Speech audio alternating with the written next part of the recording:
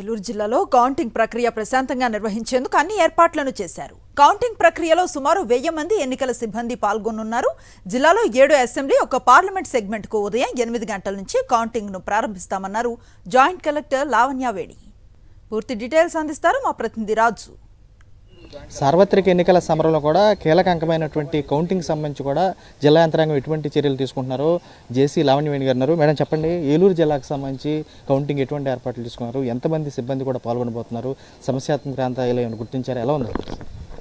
మనకి ఏలూరు జిల్లాకి సంబంధించి ఒక సుమారుగా 1000 మంది కౌంటింగ్ సిబ్బందిని అనేది ఏర్పాటు చేయడం జరిగింది. వీళ్ళందరికీ కూడా 2 రౌండ్స్ ఆఫ్ ట్రైనింగ్ కూడా కంప్లీట్ చేయడం జరిగింది. రేపు స్టార్ట్ అయ్యే ముందు కూడా ఆ కన్సర్న్ కౌంటింగ్ హాల్కి వాళ్ళు అరైవ్ అయిన తర్వాత కూడా వాళ్ళకి ప్రాపర్గా కూడా ఇన్స్ట్రక్షన్స్ అనేది ఇవ్వడం జరుగుతుంది. అంటే క్యాండిడేట్స్ కానీ వీళ్ళందరూ కూడా మనం బిఫోర్ 7 లోపు కూడా కౌంటింగ్ సెంటర్కి రీచ్ అవ్వాలని చెప్పేసి చెప్పడం జరిగింది. వాళ్ళ agents or concerned candidate or either agents and counting staff కూడా 6 గంటలకల్లా కూడా వీళ్ళు రీచ్ అయిపోయి సో వాళ్ళకున్నటువంటి కేటాయించినటువంటి కౌంటింగ్ హాల్ ఏదైతే ఉందో ఆ కౌంటింగ్ హాల్కి వచ్చేసి వాళ్ళంతా కూడా కన్సర్న్ రిటర్నింగ్ ఆఫీసర్కి రిపోర్ట్ చేయాల్సి ఉంటుంది. దీంతోపాటు మనకి 8 o'clockకి ఎగ్జాక్ట్గా కూడా మనం స్టార్ట్ చేస్తాము. ముందుగా పోస్టల్ బ్యాలెట్ ఈటీబీవీఎస్కి సంబంధించిన కౌంటింగ్ స్టార్ట్ అవుతుంది. హాఫ్ అన్ అవర్ తర్వాత మనకి ఈవీఎం కౌంటింగ్ అనేది స్టార్ట్ అవుతుంది.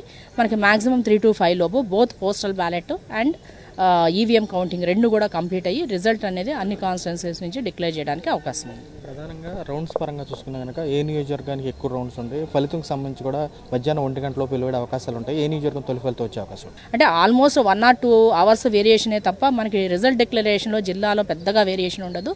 సో ఎక్కువ పోలింగ్ స్టేషన్ ఉన్నటువంటి పోలవరము, కొంత నూజివీడు ఇలాంటివి ఒక 1 hour 1.5 hour మనకి డిలే అవడానికి అవకాశం ఉంది. రిమైనింగ్ కాన్స్టిట్యున్సీస్ తక్కువ ఉన్నటువంటి మనకి ఏలూరు కానీ ఇవన్నీ కూడా దెందులూరు ఇవన్నీ కూడా మనకి 17 రౌండ్స్లో కంప్లీట్ అవుతాయి.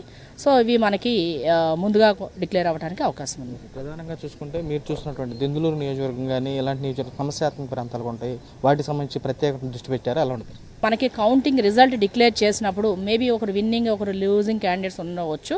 సో ఆ టైంలో ఏదైనా విలేజెస్లో కొంతమంది డిస్టర్బెన్స్ క్రియేట్ చేయడానికి అవకాశం ఉంటుంది. కాబట్టి అలాంటి ఏరియాస్ ఏమన్నాయో గతంలో ఉన్నటువంటి పోలింగ్ టైంలో ఉన్నటువంటి ఇన్సిడెంట్స్ బేస్ చేసుకొని కూడా కొన్ని ఐడెంటిఫై చేసుకొని అక్కడ రెవెన్యూ టీమ్ని అండ్ పోలీస్ టీమ్ని కూడా అలర్ట్గా ఉండమని చెప్పడం జరిగింది.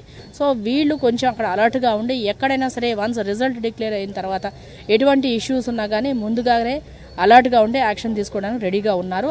పూర్తిస్థాయిలో కూడా జిల్లాలో ఉన్నటువంటి 7 అసెంబ్లీ నియోజకవర్గాలకు సంబంధించి కానీ పార్లమెంట్కి సంబంధించి కూడా పూర్తిస్థాయిలో కౌంటింగ్కి సంబంధించి కూడా అన్ని ఏర్పాట్లు చేసామని చెప్పి కూడా జేసీ కూడా స్పష్టం చేస్తున్నారు. ఈ కౌంటింగ్కి సంబంధించి కూడా సిబ్బంది సుమారు 1000 మంది సిబ్బంది వరకు కూడా ఇక్కడ పాల్గొంటారు. రేపు జరిగినటువంటి కౌంటింగ్కి సంబంధించి కూడా ఇక్కడ ఉన్నటువంటి ఎవరైతే కౌంటింగ్లో పాల్గొన్న సిబ్బంది కూడా ఇప్పటికే ట్రైనింగ్ కూడా పూర్తి చేసామని చెబుతున్నారు.